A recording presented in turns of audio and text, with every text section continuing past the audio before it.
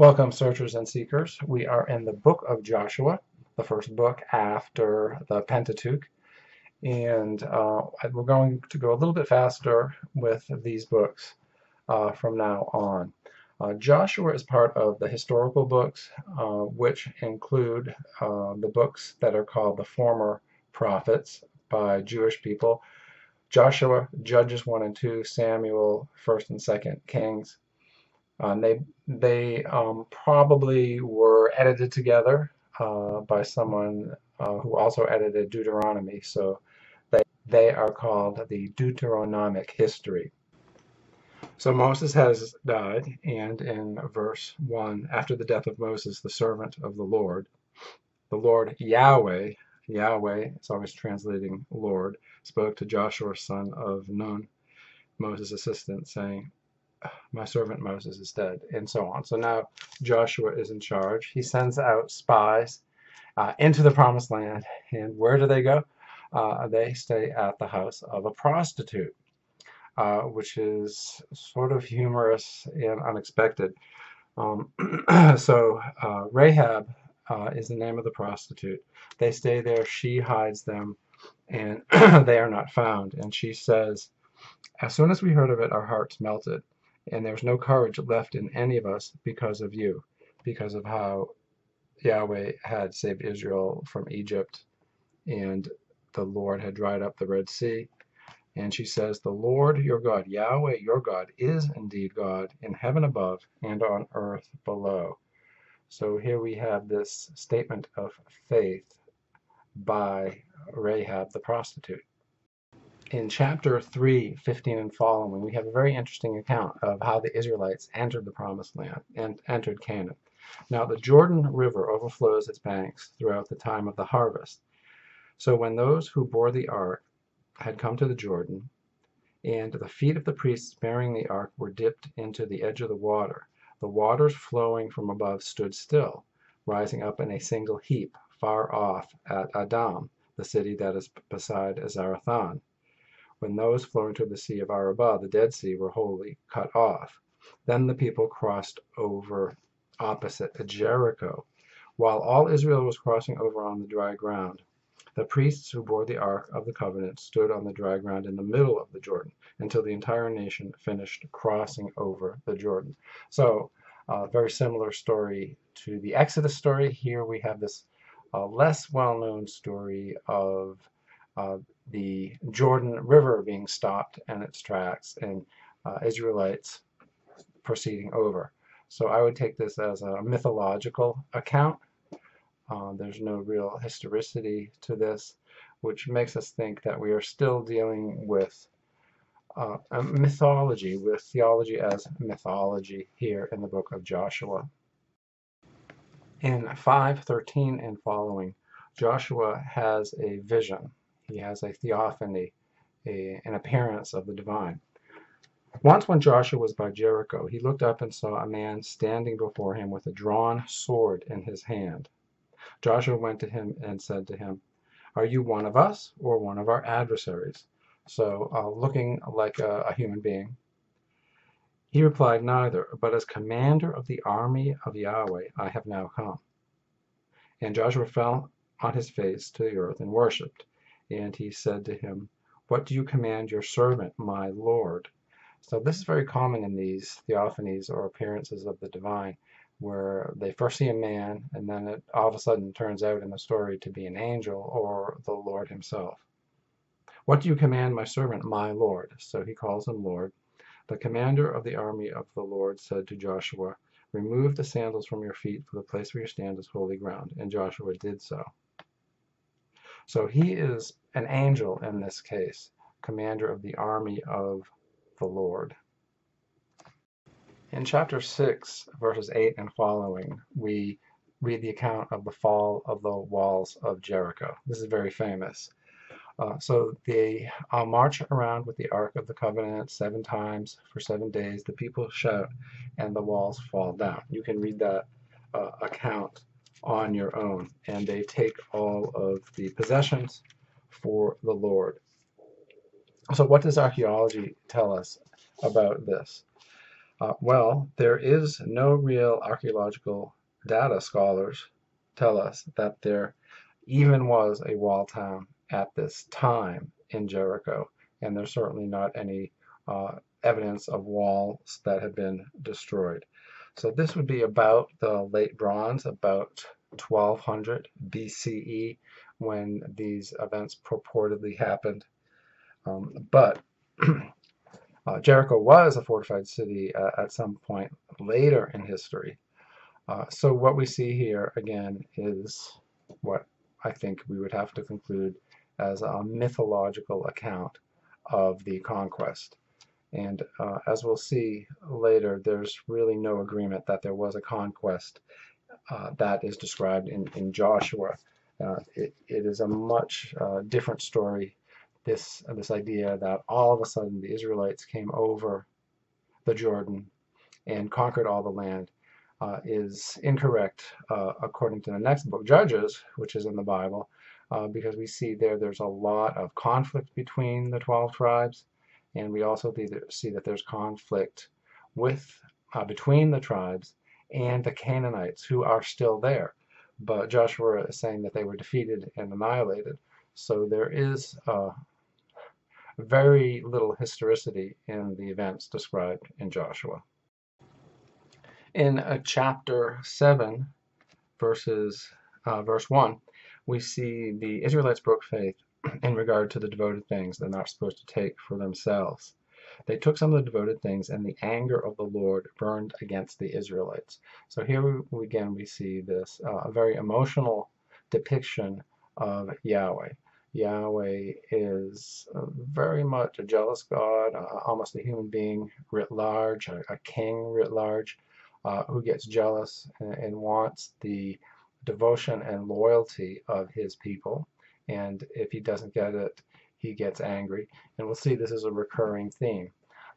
Israelites will do something wrong, and they will worship Canaanite gods, and then Israel will be defeated on the battlefield, and that is seen as a result of God's withholding his special protection of them. So that is a very common theme throughout most of the historical books. So it appears that Joshua is in many ways mythological. James Cool writes, to this point, most archaeologists add that during the whole period when Israel might conceivably have emerged, that is between 1300 and 1000 BCE, there is in fact no evidence of any sizable influx of people into the region, save for that of the coast-dwelling Philistines. So archaeology has not given us a sense of any invasion or immigration into the land of Canaan. That's page 382 of How to Read the Bible. And other scholars also concur with that. So this is hotly debated, the idea of the emergence of Israel. Where did Israel come from? And there are various theories. There may be a kernel of truth of some peoples coming in, but it could also be the case that the Israelites were just the Canaanite people who developed a different kind of religion. We really don't have a lot of historicity about this. This is a long, long time ago. We don't have a lot of written resources that explain this. This is before 1000 BCE. So this is very ancient, and many of the texts that we have were edited and probably written as late as 500 or 600 BCE, so hundreds of years, 500, 700 years later. We just don't know, and it looks to many scholars as if we will probably never know. We'll never have a really concise story of the emergence of Israel. In chapter 7, verses 10 and following, we have another one of these accounts of how Israel has sinned, and then that explains their military defeats, how the Lord leaves them, and why things go wrong. And that will be followed up all the way to the exile, and even later on when the Greeks dominate the area. So this is a pattern of how history is explained. Israel has done something wrong. They're being punished for their sins by these other empires. So I'm not going to be reading a lot of these stories, but here is one. Chapter 7, verse 10. The Lord said to Joshua, Yahweh said to Joshua, stand up, why have you fallen on your face? Israel has sinned. They have transgressed my covenant that I imposed on them. They have taken some of the devoted things. So things in battle and in their destroyed, and in the cities that they destroyed that they were supposed to keep for the Lord, sort of as in a national treasury, or for the Holy Ark, or the instruments to be built for the Ark. They have stolen, they have acted deceitfully, they have put them among their own belongings. So these were supposed to be set off for the Lord. Therefore the Israelites are unable to stand before their enemies.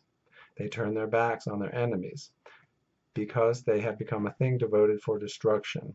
I will be with you no more unless you destroy the devoted things from among you. Proceed to sanctify the people tomorrow, and say, sanctify yourselves for tomorrow. Thus says Yahweh, the God of Israel.